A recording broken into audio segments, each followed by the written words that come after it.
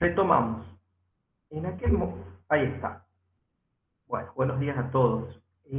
Habíamos estado diciendo que en aquel momento no existía la carrera como psicopedagogía. ¿Por qué? Porque en la facultad de la Universidad de El Salvador solo aparecía como carreras separadas la psicología y la pedagogía, ¿sí? Como dos carreras totalmente distintas. Pero en aquel momento, en ese contexto de los años 60, ¿sí? Acá el texto habla de que entre el 64 y 65 surge la psicopedagogía como profesión propiamente dicha. En los años anteriores, ni la psicología ni la pedagogía podía dar respuesta a los problemas de aprendizaje. Entonces, cuando se consultaba a un psicólogo, no lograba del todo poder explicar por qué ese sujeto tenía trastornos o dificultades en el aprendizaje. Y si se consultaba en la pedagogía, tampoco podía dar respuestas porque el método que utilizaba era un método reeducador, es decir, a través de ejercicios repetitivos intentaban corregir los errores que se presentaban. ¿Hasta ahí estamos claros? Y eso hasta el día de hoy ha ido quedando porque han sido modelos que en algún momento sí funcionaron, pero que al día de hoy no dan respuesta porque no está comprobado científicamente. Y seguramente muchos de ustedes cuando eran más pequeños y nosotros que ya somos un poco más grandes, nos han hecho a veces repetir hasta 100 veces, escribe el nombre, escriba tal palabra, escriba esta palabra para que le pueda corregir la ortografía. ¿Se acuerdan de eso? Esa cosa repetitiva que se utilizaba no era eficaz, porque en definitiva había otra cuestión que empezaba a vislumbrar que no pasaba por una reeducación sistemática, sino que había algo mucho más poderoso, más fuerte, que pugnaba por salir. Y en aquel momento, entonces, en la Universidad del Salvador, Buenos Aires, universidad jesuita, ¿saben lo que es eso? Una universidad de religiosos, y es como que digamos los franciscanos, los claretianos, los mercedarios, ¿sí? Así como hay congregaciones religiosas como la del Huerto, las misioneras de la Inmaculada Concepción. Bueno, esta universidad es una universidad católica privada llamada Universidad del Salvador y pertenece a una congregación de religiosos que son conocidos como los jesuitas, ¿sí? De hecho, el Papa Francisco es jesuita, pertenece a esa congregación religiosa. Entonces, esta Universidad de Buenos Aires, en aquel momento, a través del padre Leonardi, descubre que ni la psicología ni la pedagogía respondía a los problemas de aprendizaje. Y empieza a partir de ahí a surgir como una profesión distinta.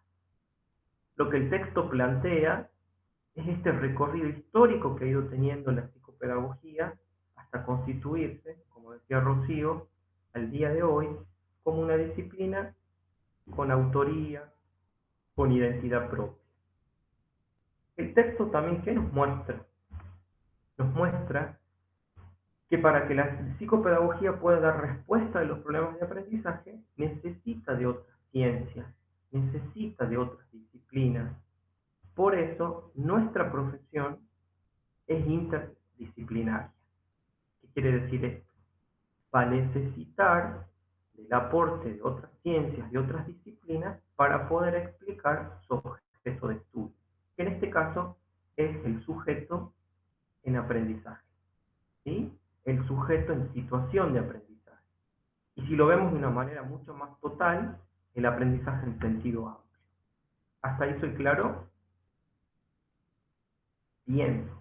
Fíjense que en un primer momento, eh, la ruptura epistemológica que se da para que la psicopedagogía se constituya como disciplina científica es que las teorías que utilizaba nos daban respuesta. ¿Y cuál era una de esas teorías que utilizaba? La reeducación. Es decir, ejercicios repetitivos, copias eternas, actividades en las cuales los chicos hasta el hartazgo hacían de que se cansen incluso su manito, su voluntad, su paciencia. Y conocemos que hasta el día de hoy ese método se sigue utilizando en las escuelas tradicionales. los chicos parece que cuanto más copian, más aprenden. Y en realidad esto no está comprobado. Genera mayor cansancio, genera tedio, genera rechazo, genera malestar. Y en mayores de los casos los niños lloran, se saturan, se cansan. Y no es que los niños no quieren escribir o no quieren copiar, sino que muchas veces en los niños más pequeños les duele la mano, ¿sí? O no están preparados madurativamente para poder sostener ciertos aprendizajes. Y aparece la reeducación, miren esta palabra, reeducación. Es como volver a insistir sobre algo que ya estaba aprendido. Entonces, se machaca, se machaca, se machaca, se machaca, como una manera de incorporar lo que el niño no tiene incorporado. Digo niño o adolescente, ¿no? En este sentido, esta línea, este tipo de actividad, esta metodología que se utilizaba, no da resultados. Y no lo da, ¿saben por qué? Porque en definitiva se trabaja sobre lo que es el ensayo y el error.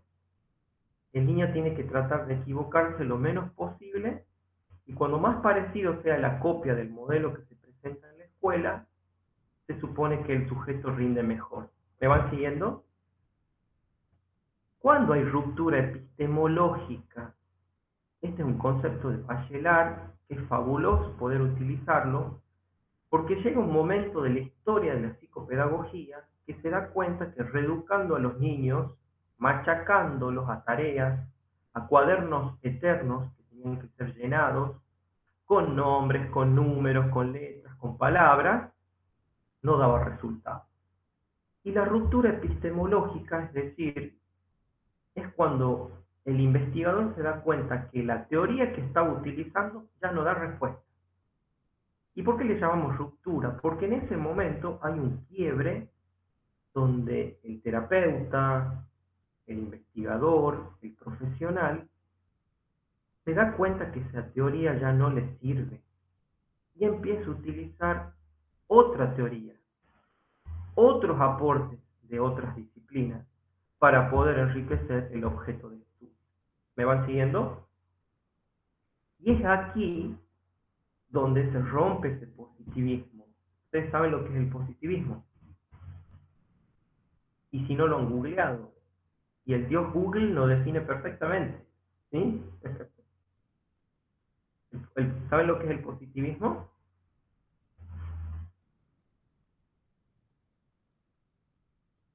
Y si no lo saben, está bien. ¿Sí? Vamos a aprender. Es una corriente filosófica que establece que va a ser considerado ciencia siempre y cuando esté basado en los hechos que los podamos observar y comprobar. Y fíjense que acá en psicopedagogía aparece algo que tiene que ver con el error, con el trastorno, con el problema, y ese hecho, que no solo lo puedo ver en los cuadernos de los sujetos, en sus producciones, muchas veces no se puede corroborar desde la experiencia. ¿Por qué?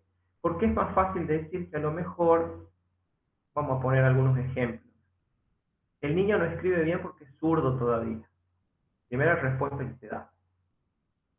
El niño no puede escribir bien porque es disléxico. En realidad el niño no escribe bien porque todavía no está alfabetizado. El niño no escribe bien porque es disgráfico. Y empiezan a aparecer una serie de nombres para ponerle nombre a eso que no explica realmente el problema de aprendizaje de fondo. No sé si me voy haciendo entender. Entonces ese positivismo se rompe. ¿Por qué? Porque ya no puede corroborar con hechos y con observaciones ese conocimiento. Porque nosotros hoy en día sabemos que si un niño no escribe bien, o invierte letras, o rota palabras, o el cuaderno está vacío, hay algo mucho más profundo, mucho más interno, algo que no es visible y que no puede ser comprobado desde la ciencia, que en este caso es el inconsciente. ¿Sí? Y acá es donde se rompe epistemológicamente esa mirada y ese tratamiento que se tenía de los problemas de aprendizaje, donde solo los hacían repetir a los pequeños. Hoy nos damos cuenta que si un niño presenta errores en su lectura, en su escritura, en su cálculo, es porque aparece la presencia de algo que no se lo puede observar, digamos, y comprobar, porque responde a una entidad mucho más profunda denominada inconsciente. Y acá aparece como el antes y el después de la psicopedagogía. Por eso, la pedagogía no podía responder a los problemas de aprendizaje. ¿Voy muy rápido, chicas, o voy bien hasta ahí? Ustedes acuérdense, háganme como los romanos, el dedo para abajo o el dedo para arriba. ¿Sí? Bien. La pedagogía entonces, por más que para nosotros sean profesionales que nos dan un aporte importante desde el currículum, desde los programas, desde las planificaciones, y sin embargo los queridos pedagogos para nosotros no pueden responder al problema de aprendizaje, porque la mirada y el tratamiento que le darían sería reeducativo. Ellos utilizarían programas, prepararían métodos o clases, por ejemplo, para reeducar la letra, para enseñar la lectoescritura de vuelta, para que ellos puedan, por ejemplo, aprender a leer y escribir nuevamente. Y esto, que es reeducación, es decir, ejercicios repetitivos, en los niños con problemas de aprendizaje, en los adolescentes con problemas de aprendizaje, en los adultos con problemas de aprendizaje, la reeducación no da resultados. Por supuesto que si un niño, un adolescente o un adulto ha tenido mala base en sus aprendizajes, sí es importante incorporar lo que no tenía. ¿Sí? ¿Por qué? Porque a veces los chicos van arrastrando baches, que se llaman baches pedagógicos, ¿verdad? Que contenidos que porque en la escuela no los ha enseñado o no los ha enseñado bien, los van arrastrando y van haciendo que sobre esos baches se asienten otros contenidos. Pero cuando necesita recuperar los contenidos anteriores, no los puede retomar. ¿Por qué? Porque no están. ¿Se entiende? Y a todos nos ha pasado que a veces no entendemos algunas cosas. ¿Por qué? Porque no nos han explicado lo que era necesario, que es lo previo. Imagínense en estos sujetos que teniendo una inteligencia superior, pero que sin embargo siguen apareciendo dificultades en la lectura, en la escritura y en el cálculo, la reeducación no sirve, no funciona. Entonces, volviendo a lo que plantea Susana Pasano, que hace un recorrido bastante sencillo y muy exquisito, que sí me gusta cómo lo explica, la ruptura epistemológica en la psicopedagogía puede decir, dejemos de necesitar de la psicología, dejemos de necesitar de la pedagogía. Sí nos aporta, pero en realidad no nos da la respuesta que queremos. ¿Estamos hasta ahí? Y entonces se da cuenta que la reeducación no era la mejor manera para ayudar a los sujetos. Y acá aparece, y mira, justo coincide con los años 60, 70, cuando llega a Argentina, todas estas corrientes psicoanalistas, donde aparece el inconsciente como este nuevo fenómeno, como este nuevo conocimiento que empieza a atravesar la vida de los sujetos. ¿Sí? Quiere decir entonces, no lo dice el texto de Susana Pasano, pero el surgimiento del inconsciente es lo que genera una ruptura epistemológica, es decir, un antes y un después en la psicopedagogía. ¿Estoy claro hasta ahí? Bien. Por lo tanto, nuestra disciplina, no sé si ustedes han leído que hay una pregunta que dice que la psicopedagogía es una ciencia. ¿Y ustedes qué responden a eso? ¿Qué les parece? Los compartamos entre todos. ¿Qué les parece? ¿Será ciencia? ¿No es ciencia? ¿Está en construcción de ser ciencia? Para mí no es ciencia porque no tiene un método científico tampoco. Muy bien, Antonella. La respuesta es no, pero la respuesta correcta es una disciplina científica. Anoten eso. Esa es pregunta de examen. Si yo le digo, ¿la psicopedagogía es una ciencia? ustedes van a responder, es una disciplina científica. Además, profe, porque la ciencia va a métodos exactos. En cambio, la Exactamente. psicopedagogía no, porque como todos sabemos, los sujetos de aprendizaje no todos son iguales, son diferentes. Así es, entonces, como la ciencia unifica, nosotros acá trabajamos con la subjetividad. Muy bien, Carla, tu aporte. Entonces, no se desilusionen que la psicopedagogía no es una ciencia, está en construcción de ser, quiero que sepan. ¿Y saben por qué? Porque le está faltando algo importante para que sea ciencia, es que tenga un campus teórico mucho más abundante. ¿Qué quiero decir con esto? Recién, en estos últimos años, estas últimas décadas, han empezado a aparecer mayor material bibliográfico, escritos bibliográficos psicopedagógicos, puramente psicopedagógicos, para poder reunir el cuerpo teórico que necesita para hacer ciencia. ¿Se entiende? Hasta el momento, la psicopedagogía ha hecho uso de otras disciplinas. ¿Cuáles son? La epistemología, la lingüística, la sociología, la psicología social, etcétera, pero no tiene un cuerpo teórico propio, ¿sí? Acá pone Valentina que aparte de ser una disciplina, es interdisciplinaria. A ver, lo vamos a leer bien para no equivocar, ¿sí?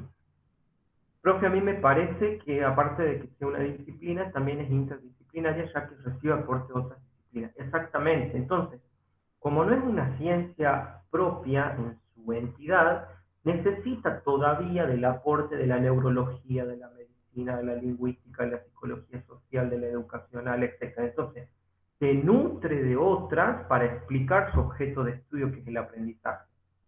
Pero miren qué lindo la noticia que les voy a dar. En estos últimos años hubo una exponente muy importante en la psicopedagogía llamada Alicia Fernández. ¿La han escuchado alguna vez?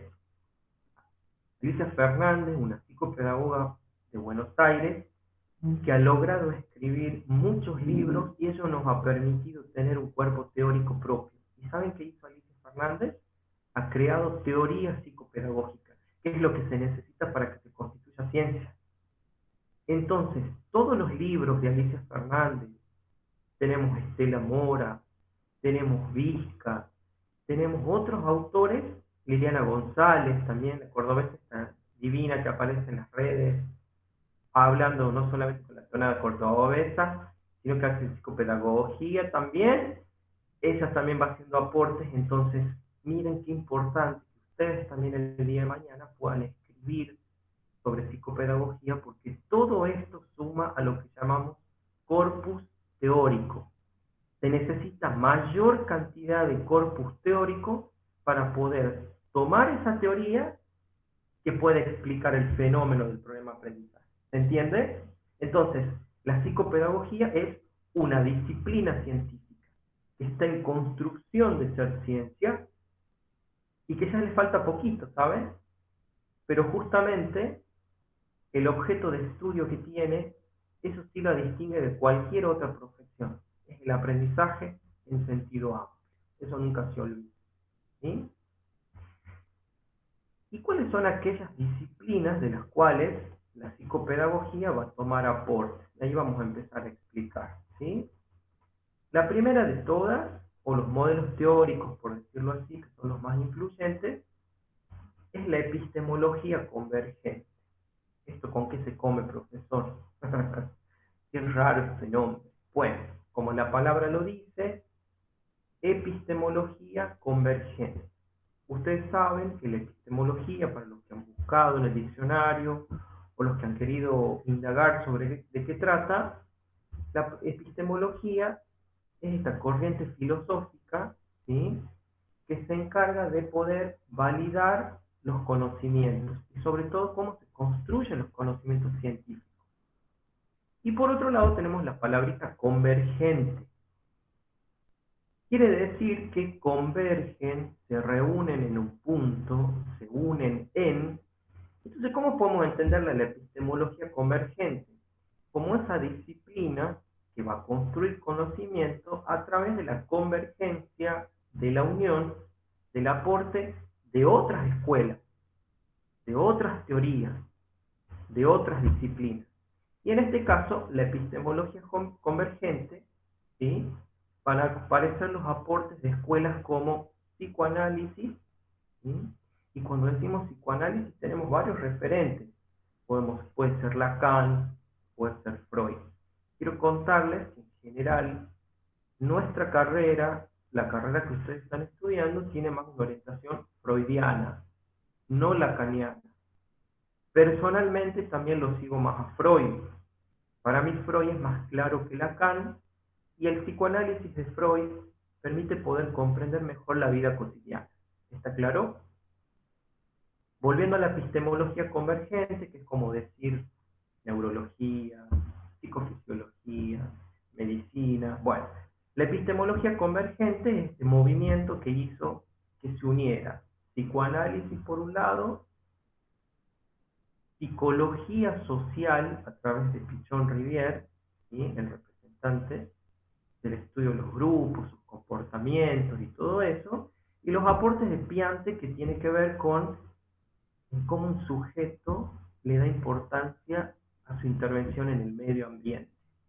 Entonces miren, esta es una nueva escuela, confluyen, convergen psicoanálisis, medio ambiente y psicología social. Quiere decir que surge esta nueva disciplina a través del aporte de esas tres ramas. ¿Está claro? Y fíjense que acá este aporte para la psicopedagogía es fundamental. ¿Por qué? Porque si vemos el aporte del psicoanálisis, ¿qué es lo que toma la epistemología convergente? El psicoanálisis va a trabajar sobre el inconsciente, ¿sí?, va a trabajar sobre los mecanismos de defensa del yo. Cuando decimos mecanismos de defensa, ¿a qué nos referimos? Eso sí me imagino que ustedes lo habrán visto en psicología profunda o en psicopatología, ¿sí? Así como el yo necesita defenderse para no angustiarse, aparece este aparato psíquico que todos tenemos, creamos mecanismos para evitar esa angustia, para mitigarla, para no sentirnos tan angustiados. Y uno de esos mecanismos puede ser la represión. Otro mecanismo puede ser la proyección. Otro mecanismo puede ser la introyección. Otro puede ser la negación. Cada uno lo utiliza en función de esa angustia, ¿sí? Entonces, ¿qué es lo que va a mirar la epistemología convergente, el psicoanálisis? La presencia del inconsciente sobre todo. Y cómo ese inconsciente, ¿sí?, esta instancia, que si nosotros le dijéramos desde primera o segunda tópica, tienen como nombres distintos. Me imagino que eso sí lo han estudiado, ¿se acuerdan? Un ello, un yo y un super yo, equivalente a un inconsciente, preconsciente, consciente, ¿sí? Dicho de las dos maneras es la misma, solo que son la reformulación de las teorías de Freud para poder explicar lo mismo. Pero acá hablamos de inconsciente como esa entidad que, como la palabra lo dice, no se puede explicar desde lo consciente. Y rige este inconsciente muchos aspectos de nuestra vida sin que nos demos cuenta, ¿sí? ¿Cómo aparece el señor inconsciente en nuestra vida? ¿Qué les parece? ¿Cuáles eran las formaciones del inconsciente? A ver, recordemos eso. Las que se acuerden. Los sueños, los actos fallidos. Muy bien. El inconsciente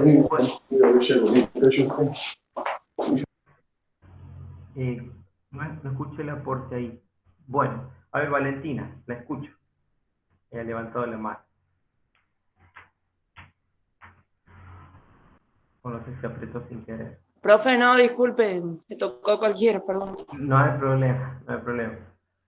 Las formaciones del inconsciente, es decir, los contenidos de este, por un lado pueden ser, como dijeron ahí, los sueños, ¿sí? En los sueños va a aparecer de manera distorsionada todos aquellos deseos reprimidos, ¿sí?, todas aquellas pulsiones, todas aquellas sensaciones que al no estar conscientes aparecen convertidas como sueños, ¿sí? Se manifiestan como sueños. Algunos sueñan más, algunos sueñan menos. Otra formación del inconsciente son los lapsus. ¿Saben eso? ¿Sí? O los actos fallidos, cuando queremos decir una cosa y en realidad decimos otra. Pero cuando decimos la otra es lo que quisimos decir en realidad. Entonces dice, te traicionó el inconsciente. ¿Vieron esa frase común que se utiliza? Bueno, el inconsciente en ese sentido se muestra, se filtra, y aparece como tamizado ahí, queriendo decirnos algo. Y otra formación del inconsciente, que es la que nosotros vamos a estudiar en psicopedagogía clínica, es los síntomas. ¿Sí? El síntoma es la expresión más clara del inconsciente. ¿Por qué? Porque va a aparecer como un lenguaje cifrado. Se va a mostrar con un gran disfraz, y ahí está el psicopedagogo que le va a quitar el velo, el antifaz, para poder revelarlo. ¿Sí? En este caso, revelarlo con B corta, como cuando revelamos las fotos. ¿Sí? Quiere decir entonces, y les voy a poner un ejemplo, ¿por qué a veces se paraliza una parte del cuerpo si no hay alguna causa orgánica o biológica por la cual paralice esa parte del cuerpo? ¿Sí? Cuando descartamos lo orgánico, cuando nos hacemos los chequeos y cuando vemos todos los estudios biológicos, médicos, de todos los estudios de resonancia y no hay ninguna causa orgánica, inmediatamente pasamos al plano de lo emocional, de lo psicológico, y ahí nos damos cuenta que a lo mejor esa parálisis del brazo, de la pierna, tiene que ver con un factor, en este caso, propio del inconsciente.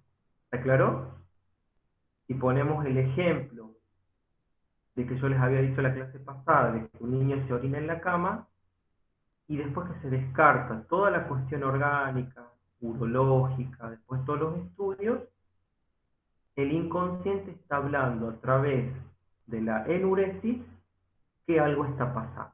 Entonces, miren la importancia de la presencia del inconsciente en nuestras vidas, porque también se muestra, pugna por salir, y cuando sale, esto tienen que saber ustedes siempre, sale de una forma convertida.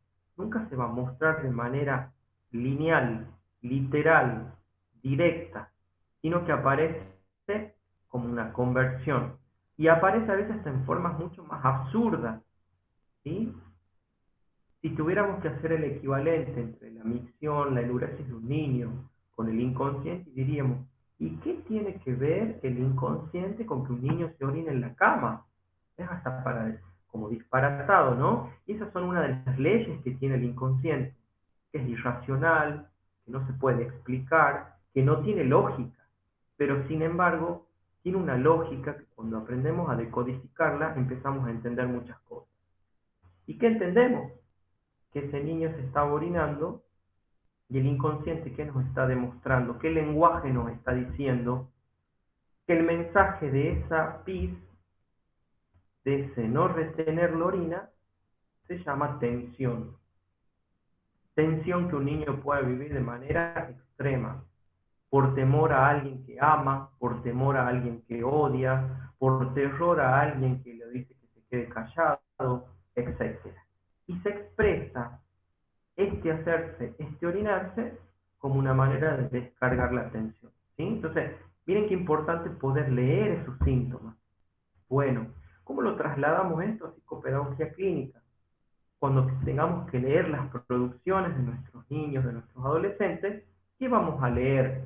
No si escribe bonito, no si respeta el renglón, no, eso no nos importa a nosotros. Nosotros lo que vamos a ver son las manifestaciones del inconsciente en su lectura, en su escritura o en el cálculo. Y también vamos a ver cómo aparece el inconsciente en el discurso de estos sujetos, es decir, en su hablar. El inconsciente también se manifiesta cuando una persona se traba demasiado. Traba lo digo para que lo puedan entender. Cuando se le interrumpe el discurso, cuando no puede poner en palabras lo que piensa o siente, ¿sí? Cuando aparece el lapsus o el acto fallido en ese discurso que está diciendo, cuando hay olvidos, ¿sí? Cuando hay equivocaciones. Entonces, miren la riqueza de la presencia del inconsciente que ni el pedagogo las comprende. El psicólogo sí, porque ellos están especializados en eso. Solo que los nuestros, y cuando digo los nuestros, hablo de nuestros destinatarios, nuestros pacientes, van a expresar a través de su inconsciente formas de no aprendizaje. ¿Cómo pueden aparecer esas formas de no aprendizaje?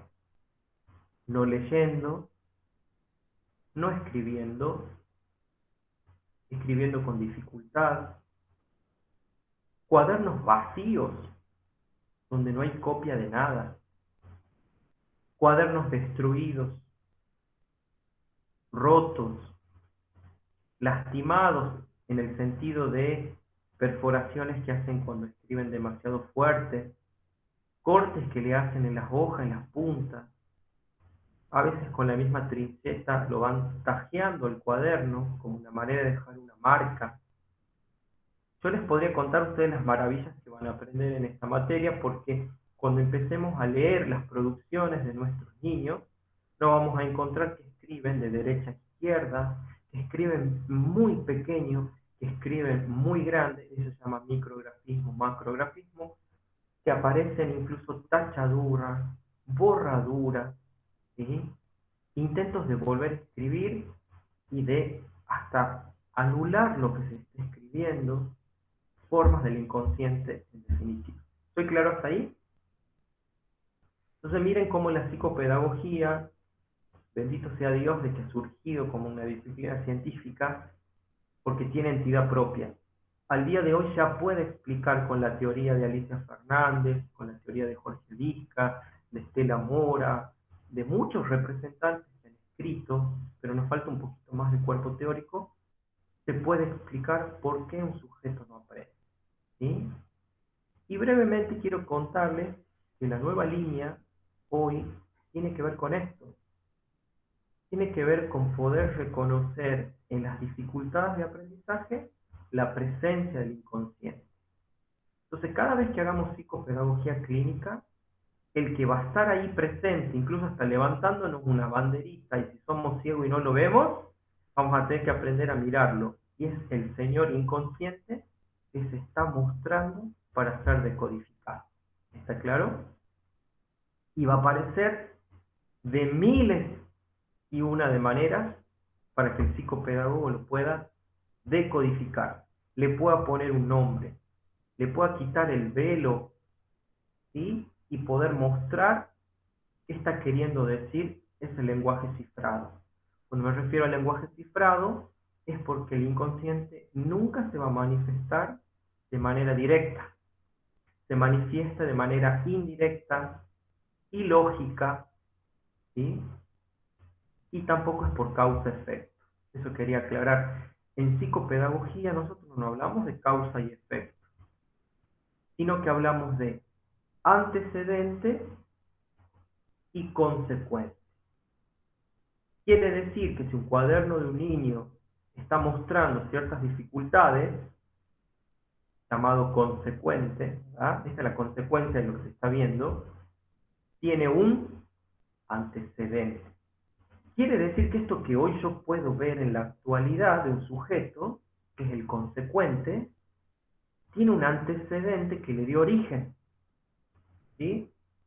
Entonces, vamos a poder aprender de a poquito que cuando, por ejemplo, esto que creo que también se los había comentado, un niño no puede dividir, es el consecuente, y a muchos chicos les pasa, le han enseñado el método de la división de una manera, no lo aprende.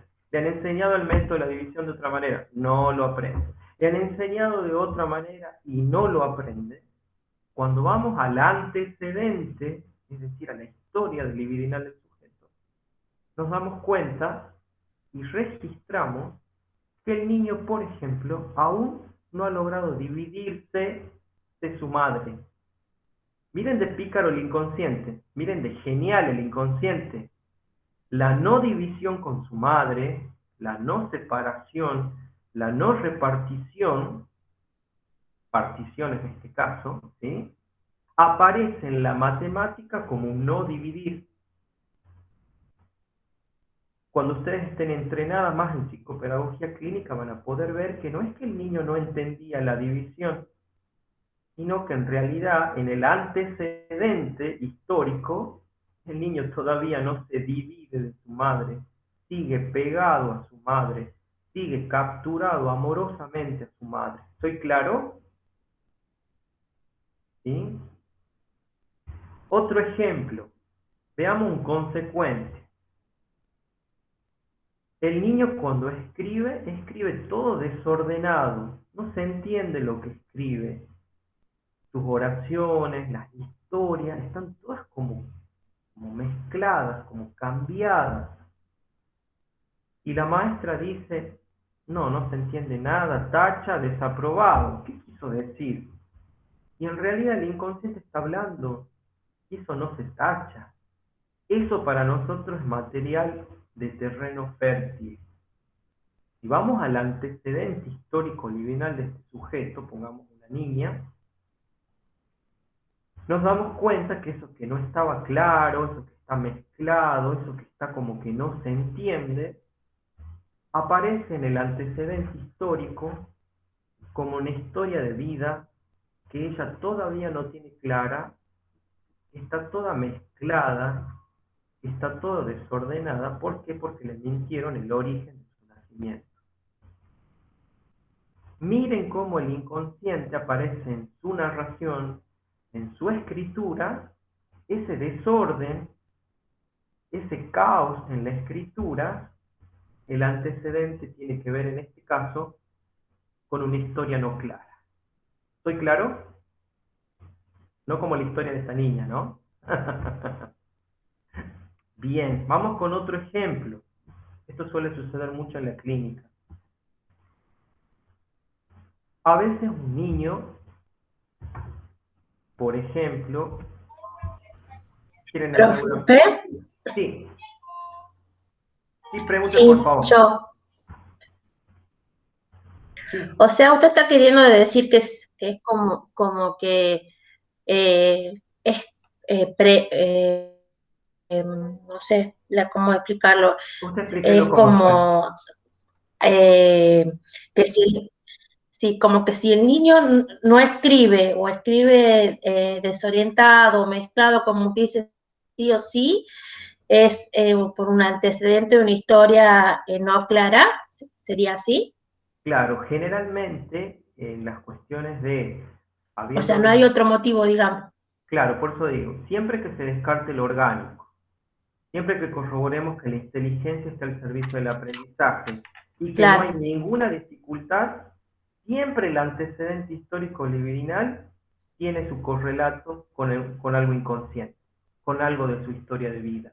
Y lo va a expresar en sus producciones simbólicas, ya sea lectura, escritura o cálculo, como una dificultad, como un error, como algo a ser leído. ¿Sí? Entonces, esto nos abre a nosotros mucho más la perspectiva de que cuando un niño tiene trastornos en el aprendizaje, y disculpen la expresión, no es porque es tonto, no es porque no le sale, sino porque en ese momento de su vida el inconsciente habla para que sea decodificado. ¿Estoy claro? Responde su pregunta, Ale.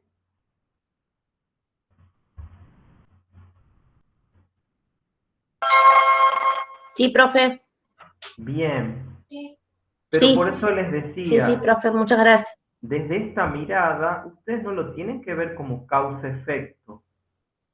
Porque si yo digo, bueno, ante una causa hay un efecto. No, acá nosotros hablamos de un antecedente histórico que le da origen al consecuente, que es la dificultad de aprendizaje. ¿Está claro? Por ejemplo,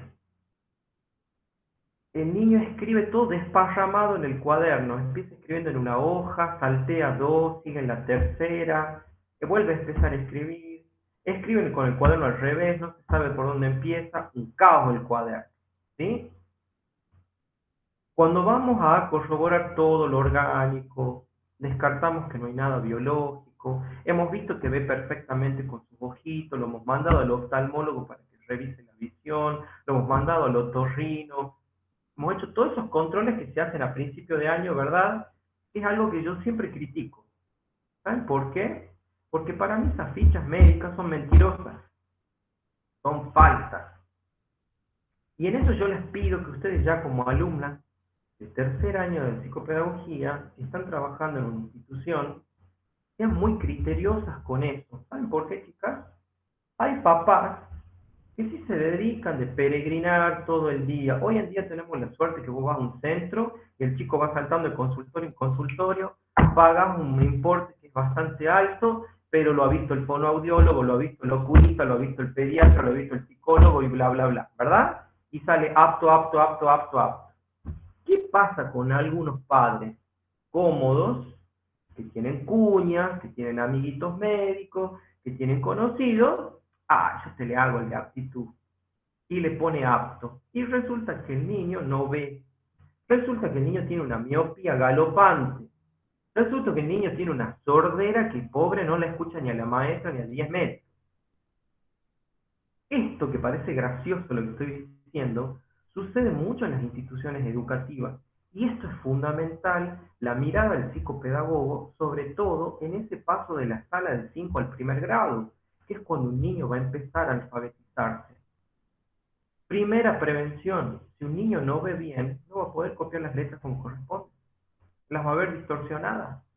Y ya vamos a empezar con problemas pedagógicos, y no que tienen que ver con el inconsciente, sino porque el niño tiene una ceguera que nadie la ha detectado. ¿Por qué? Porque el padre le firmaron el certificado, el amigo, el padrino, el hermano que es médico y así sucesivamente. Y ustedes saben que eso pasa. La ficha médica muchas veces son falsas. ¿Y saben cómo aparece después? El niño se levanta para acercarse al pizarrón porque no ve. Cuando vemos sus cuadernos la copia es ilegible. El niño se frota los ojitos porque le pica, porque hace tanto esfuerzo, o porque se acerca demasiado al cuaderno porque no ve, o porque tira el cuaderno lejos porque tiene el astigmatismo. O sea, esto que parece tan simple, para nosotros es fundamental en un primer grado. Un niño tiene que tener todos los sentidos aptos para el aprendizaje. Si eso está perfecto y siguen habiendo dificultades, acá entra el inconsciente que está queriendo expresar. Eso es lo que yo quería decir. ¿Se entiende? Entonces miren la importancia de la ficha médica, de que los chicos los puedan revisar. A veces le dan apto a un niño para que haga educación física y el niño después se agita, se pone rojo, se pone morado, no puede seguir corriendo y resulta que tiene una dificultad cardíaca. Todo porque el padre, por conveniencia y por comodidad, tiene un amigo que le pone apto y después el niño no puede sostener ni educación física ni las clases en el aula por la dificultad que tiene. ¿Sí? Entonces, miren la importancia de poder mirar como corresponde. Volviendo a esto, pongamos otro ejemplo. ¿Sí? Hay niños que a veces presentan en su escritura o en su lectura cuadernos vacíos, no copian nada, están vacíos, es literalmente vacío. Y el niño parece que va y pierde el tiempo, y es que no puede copiar. Entonces, ¿qué decimos? ¿No ve? Bueno, ya hemos chequeado, tiene perfecto la visión. ¿Será que no nos escucha? Tiene perfecta la audición 100%. Escucha mejor que los compañeros, que la maestra y que todos nosotros juntos. Y cuando vamos al antecedente histórico libidinal, nos damos cuenta que ese vacío del niño que no puede escribir, nos encontramos con una historia de vida y no hay nada de información. Que ni sabe de sus orígenes. Y que a lo mejor era adoptado y nadie le dijo. Y aparece en su inconsciente para ser leído como el vacío en el cuaderno. Es decir, el vacío de su historia. La falta de información. La nada misma. Miren lo que es el inconsciente. Entonces acá hablamos de esto que a partir de ahora, la psicología es ciencia justamente, porque se descubre que hay cuestiones que no son conscientes y que van más allá de la conciencia, en este caso el inconsciente. Entonces, ustedes van a aprender agudizar su mirada y su escucha a través de la presencia del inconsciente. Y como los niños nuestros son tan saludables mentalmente, van a poner en su aprendizaje esos antecedentes históricos que le están dando origen a las dificultades. ¿Y cómo van a aparecer? Dificultades en la lectura, dificultades en la escritura, dificultades en el cálculo, ¿sí? Es decir, en la matemática. ¿Por qué un niño no puede leer si se ha alfabetizado perfectamente? ¿Por qué cuando está leyendo se traba como una especie de un terror? Vamos al antecedente histórico y ¿saben qué descubrimos? Que le tiene terror al padre. Y el padre, como no permite que nadie hable en la casa más que el hombre de la casa, y solo él autoriza cuando se puede hablar, el niño cuando está en la escuela no se permite hablar, no permite expresarse, no permite leer fluidamente. Miren la diferencia entre causa-efecto, de antecedente y consecuencia. ¿Queda claro? Bien. ¿Preguntas hasta ahí pequeñas? Es apasionante, le digo, ¿no? Es un proceso de investigación, eso quiero que sepan, ya lo van a aprender. Sí, profe, la verdad que es bastante apasionante y usted le da la clase de una manera tan linda y tan sencilla y con tantos ejemplos bastante claros que te atrapa y te dan ganas de seguir, no Bueno, sé, usted aprendiendo. O me sea, parece fenómeno. excelente su materia y es excelente cómo la dicta. La verdad, estoy Gracias, feliz de, de que nos toque usted este año como profesor. gracias Antonella, me halaga No, de y me nada. da mucho más deseo de compartirles todo lo que sé. Quiero decirles que esto no es mágico, ¿no? Esto tiene su base científica. Sabemos que a pesar de que la psicopedagogía no es ciencia, pero es una disciplina científica que va a hacer uso de la psicología, también de la pedagogía, porque ustedes ya les dio currículum, didáctica, todas esas materias que parecen medio densas, pero sirven porque las prepara también para lo que es lo escolar, en el caso que ustedes se quieran dedicar, ¿no? Pero la psicopedagogía clínica, y esto quiero aclarar, más allá de que hoy hemos visto cuestiones epistemológicas, es decir, cómo ha ido surgiendo, cómo se encuentra hoy en día, ¿saben cuál es la última tendencia hoy en psicopedagogía clínica? Es justamente esta, mirada y escucha psicopedagógica. Anótenlo, por favor. La mirada y la escucha psicopedagógica es lo que nosotros tomamos del método clínico. Y ahora les cuento un poquito de la historia. No sé si les comenté de dónde deriva la palabra clínica, ¿no? Sí, Bueno, profe. bueno, les recuerdo para los que se suman hoy, ¿sí? Recuerden que no sé si habíamos hablado que la palabra clínica deriva del griego kliné, ¿recuerdan? Sí, le echo cama. Exactamente, entonces, Sí, en sí, aquellos siglos y hasta el día de hoy, ¿qué hace el médico? Se acerca al lugar donde está el enfermo y mira los síntomas y escucha lo que relata el paciente. Me duele la panza, me duele la cabeza, me duele la espalda, no me puedo parar, me mareo, bla, bla, bla. Cuando mira y escucha la medicina, de la medicina nosotros hemos tomado este aporte y se ha incorporado a la psicología clínica y a la psicopedagogía clínica. Es decir, que nosotros vamos a poder diagnosticar a través de dos factores fundamentales, mirando y escuchando, Escuchando. sobre todo. Entonces miren qué importante, porque cuando yo digo mirando, ¿qué vamos a mirar? Vamos a mirar las fracturas en el aprendizaje del sujeto.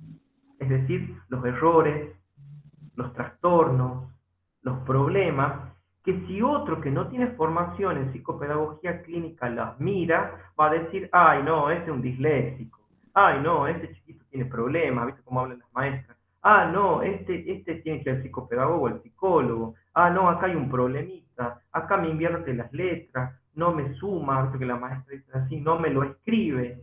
No, no es que esa expresión es tan cierta porque la maestra dice, no me lo escribe, es como si fuera que tuviera que escribirle para ella. No, el niño no escribe, no es que no le está escribiendo para ella, nos está escribiendo para que podamos decodificar eso que está queriendo decir con su inconsciente. Entonces, mirada de signos y síntomas, que van a aparecer en lectura, escritura, cálculo, narración, juego y en la conducta del sujeto también. Y esto quería contarles, cuando nosotros lo miremos un sujeto, no lo vamos a mirar solo a la luz del cuaderno, de la carpeta o de las producciones. Lo tengo que mirar desde estas dimensiones que sí me gustaría que las puedan anotar. Bio, con B larga, de biológico, ¿sí? Guión, psico, guión, socio, guión, cultural, guión, espiritual. Eso es la persona humana, señoritas. Cuando lo mira el sujeto, porque no es que lo estoy viendo, ¿no? Hemos dicho que la mirada es más profunda. Y la mirada, en este caso, es una técnica clínica. Quiere decir que voy a mirar más allá. ¿Y cómo lo vamos a mirar? Desde estas dimensiones. Fíjense si le han escrito bien. Bio, psico, socio, cultural, espiritual. ¿Por qué bio? Porque todo sujeto, incluso nosotros, hemos heredado genéticamente lo que somos, con esto que hemos venido, el envase que tenemos, más alto, más bajo, más rubio, más morocho, ojos claros, más lindos, más feos, más simpático, menos simpático, lo biológico. ¿Sí? El organismo. Segunda dimensión, lo psico, la psiquis del sujeto, las emociones del sujeto, ¿sí? La constitución psíquica de ese sujeto. Ahí entramos nosotros en esa dimensión como psicopedagogos. Tercera dimensión, socio, si quieren la podemos unir con la otra, sociocultural. Todo niño, todo adolescente pertenece a un contexto, a una historia distinta a todos los que estamos acá. Un niño que ha nacido en la época de la represión, un niño que ha nacido en la época de cuando se derribó el muro de Berlín, un niño que nació en la independencia de 1816, un niño que nació en el 2020. Fíjense que el contexto sociocultural nunca va a ser el mismo. Ustedes que son tan jóvenes no han nacido en el año 1979 como yo, que era otro contexto, otra historia, otra economía, otra idiosincrasia, otro tipo de sociedad. Entonces el psicopedagogo eso no lo puede descuidar. Hoy tenemos chicos del siglo XXI y les quiero mostrar esta correlación tan importante. La educación, si quieren anotarlo y les sirve, pero si no, escúchenlo. La educación surge en el siglo XIX como formalidad, ¿no? ¿Se acuerdan que antes se educaban de manera privada, solo accedían a aquellas familias adineradas, y la escuela como tal no existía? Tenían institutrices, tenían profesores particulares y recibían, sobre todo la realeza, formación personalizada. Pero la escuela como tal surge en el siglo XIX y fíjense que los alumnos que nosotros tenemos, y sobre todo la formación de estos docentes, son de un siglo XX. Pero hoy tenemos chicos del siglo XXI. Mire, estamos hablando de 300 años de diferencia. Entonces, una escuela que se ha quedado en la antigüedad, con una formación más o menos buena del siglo XX, pero con chicos que tienen otras demandas hoy que son del siglo XXI. Ahora a ustedes les hago la pregunta, ¿les parece que hay congruencia entre el siglo XIX, XX y XXI? Y no.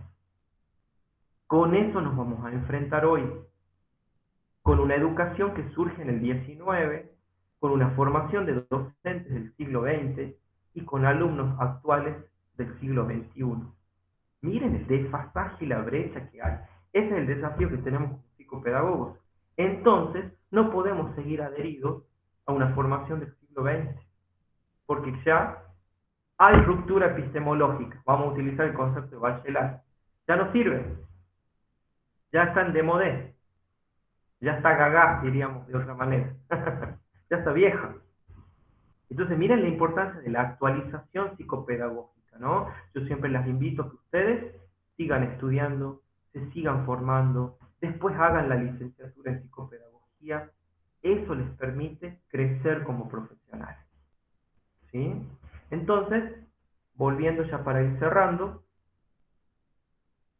estas cuestiones epistemológicas que plantea Susana Pazzano en este texto, nos muestra ese recorrido histórico que ha ido teniendo la psicopedagogía, y sobre todo la psicopedagogía clínica, que en un primer momento era reeducativa, y ahora le da importancia al inconsciente en sus manifestaciones. ¿Hasta ahí fui claro? Bien. Si nosotros tenemos esta concepción, nos va a permitir, como decía el texto, ver desde qué lugar nos ubicamos para poder ayudar a los sujetos con problemas de aprendizaje. ¿Qué teorías vamos a utilizar para ayudar a los sujetos con problemas de aprendizaje? O me quiero poner del lado de la reeducación, donde un niño cuando vaya a la consulta y yo le haga hacer rulito, le haga escribir de vuelta la letra, le enseñe la lectoescritura, le enseñe a sumar, me haga mono en el consultorio para que aprenda, y no lo va a aprender, chicos. No lo va a aprender, ¿saben por qué? Porque el inconsciente pugna por salir y me está demostrando de otra manera que yo tengo que levantar esos síntomas, y no con reeducación, sino con mirada y escucha, sino con tratamiento psicopedagógico específico. Siempre le digo a mis alumnos esto: el psicopedagogo que permitió que ingresara un alumno, y miren, digo alumno porque es de la escuela, al consultorio el día de mañana con la mochila y le hace hacer los deberes, fracasó como psicopedagogo. El psicopedagogo no es maestro particular. Eso lo hace perfectamente los profesores de educación primaria. Y que los aplaudo y los felicito porque son de mucha ayuda. El psicopedagogo no hace hacer las tareas escolares. Y el que hace hacer tareas escolares es porque no tiene formación clínica, porque no entiende que eso que le está enseñando, en realidad está el inconsciente pugnando y recontra sale y no lo está leyendo. No lo está interpretando, no lo está entendiendo, no lo ve como un consecuente, no lo ve como un antecedente histórico que tiene que ser entendido. No sé si soy claro. El psicopedagogo tiene otra función, y es la que ustedes van a aprender conmigo, que es diagnosticar. Primero vamos a aprender a diagnosticar el problema y después tratar el problema de aprendizaje. Y no es haciendo actividades de lengua, de matemáticas, de ciencias, sin menospreciar, ¿no? Quiero contarles que hay muchas profesionales que hacen eso. ¿Y saben por qué? Porque no tienen formación clínica. Y a veces me avergüenzo. Me avergüenzo de esas profesionales, me avergüenzo porque esas personas dejan mal parada la profesión nuestra. ¿Y saben dónde se ven los resultados? Los niños no avanzan, los niños no pasan de grado, los niños no aprueban, y el síntoma sigue estando ahí, que nunca lo leyó y que nunca le dio la orientación que corresponde. Y cuando pasa eso, terminamos cayendo en un círculo vicioso, y yo lo quiero decir, porque en eso soy muy ético, es meterle la mano en el bolsillo a los padres. Es sostener tratamientos y terapias y encuentros y sesiones a costa del sacrificio de los padres. Me parece terrorífico. Entonces, mis queridas, yo las voy a entrenar en la mirada y en la escucha, en un buen diagnóstico y en un buen tratamiento. Y ustedes van a salir del instituto sabiendo qué es lo que tienen que hacer. Y cuando me las cruce por las calles, ya sentí el orgullo de saber que están haciendo lo que corresponde y no haciendo de maestras particulares doctoradas. ¿Me han escuchado? Así que acá hay mucho cerebro y muy buena disposición para aprender clínica como corresponde. Por eso ahora entenderá cuando les decía al principio, cuando llegan a tercer año recién empiezan a sentir que tienen las herramientas de lo que van a hacer el día de mañana. Porque hasta ahora como que no sabíamos qué íbamos a hacer, ¿o no? Tanta teoría, ¿para qué? No, ¿y qué hago? ¿Cómo hago? Y no es solo aplicar test. Acá lo miramos al sujeto desde la dimensión bio, psico, socio, cultural, espiritual. Y eso me faltó cerrar. Lo sociocultural es el contexto en el que está el niño. Y no es el mismo el niño que aprende de la montaña, que aprende en la ciudad de San Miguel de Tucumán, que el que aprende en Yerbabuena y el que aprende en La Cocha. El psicopedagogo debe contextualizar el lugar en el que vive el niño, su historia. Entonces, no es que no sabe leer y escribir. El niño tiene antecedentes históricos que le dan origen. No es lo mismo un niño criado por una abuela que un niño criado con ambos padres. No es lo mismo un niño que se ha criado huérfano que un niño que ha tenido ciertas figuras parentales. No es lo mismo un niño adoptado que le han dicho la verdad que un niño adoptado que no sabe la verdad. El contexto, lo sociocultural y lo espiritual, que sería la última dimensión, más allá que ustedes se adhieran o no a un credo, respeto eso, también la persona humana es espíritu, porque se adhiere a una fe, cree en algo mucho más trascendente, sabemos que acá no estamos solos y que también en ese sentido hay algo supremo que nos protege, que nos cuida y que también es mucho más superior a nosotros. Entonces, dimensión bio, psico, sociocultural, espiritual, nos permite verlo al sujeto en totalidad. ¿Saben qué hacen hoy en día con nuestros niños? Lo desmembran. Imagínense un cuerpo desmembrado. Horrible la imagen, ¿verdad? El psicólogo, arrancamos la cabeza y la psiquis y solo se dedica a eso. El fonoaudiólogo, le arranca la lengua y solo se dedica a eso. El psicomotricista, los miembros y lo ve por otro lado. La psicopedagogía intenta mirarlo al sujeto de manera holística, integrada, porque es un sujeto bio, psico, sociocultural, espiritual. Así lo tienen que ver al sujeto, y no solamente por el problema de aprendizaje. Cuando entendamos y comprendamos al sujeto desde esta mirada, lo vamos a poder ayudar como corresponde. ¿Queda claro? Bien. Para la próxima clase, yo hoy mismo se los voy a subir a un texto que se llama De la reeducación a la psicopedagogía clínica. Está en clave de esto que veníamos estudiando. La que escribe es Liliana González, la cordobesa chura esta, que aparece en las redes, ¿sí? Con muchos fans y con muchos me gusta, y me gusta, pero tiene algo bueno que yo rescato de ese texto. Ella explica cómo esto que dice Susana Pasano, ella lo dice de otra manera, cómo ha ido pasando la psicopedagogía de la reeducación hasta llegar a la psicopedagogía clínica, y cómo han ido cambiando los términos, sobre todo en estos tiempos. ¿Queda claro? Es también de fácil lectura. Los términos que no los comprendan, los buscan en el diccionario, si no los entienden, los trabajamos acá. Y decirles que aprovechen las clases, porque de todas las clases siempre se aprende. ¿Está claro? ¿Alguna pregunta ya para ir cerrando? Profe, yo tengo una con respecto al ejemplo que dio del niño que es callado y tiene el antecedente que el padre no lo deja hablar. ¿Hay casos que surgen al revés? ¿De que el niño habla y que el padre lo calla? O sea, que el Claro, niño... que por ejemplo hable mucho en la escuela o sea inquieto y sea porque en su casa en realidad no lo puede hacer. Claro, sí. Eso también es un signo saludable, ¿sabes? Porque en un ambiente tercero, que es la escuela, el colegio, puede expresarse donde no lo puede hacer en su entorno familiar, ¿verdad? Si rastreamos la historia libidinal, que no la conozco, habría que ver qué cosas lo silencian al niño. ¿Por qué no se permite que aparezca la palabra en ese entorno del niño? ¿Sí? Pero eso ya es entrar como a revisar este proceso de investigación que yo les comentaba, de por qué se muestra de una manera en la casa y se muestra de otra manera en el colegio, por ejemplo. ¿Sí? Hay que ver cómo circula la palabra en el entorno familiar y por qué sí circula la palabra en el ámbito escolar. ¿Sí? Por eso, si querés, después lo podemos ir como contextualizando, si dar nombre y apellido, para poder analizarlos entre todos. Pero mientras tanto, eso ya va a ser un poquito más adelante cuando tengamos ciertas herramientas para recién empezar a interpretar. ¿Sí? Así que está bueno Bien, profe, gracias. está bueno tu aporte. ¿Mm? ¿Alguna otra pregunta?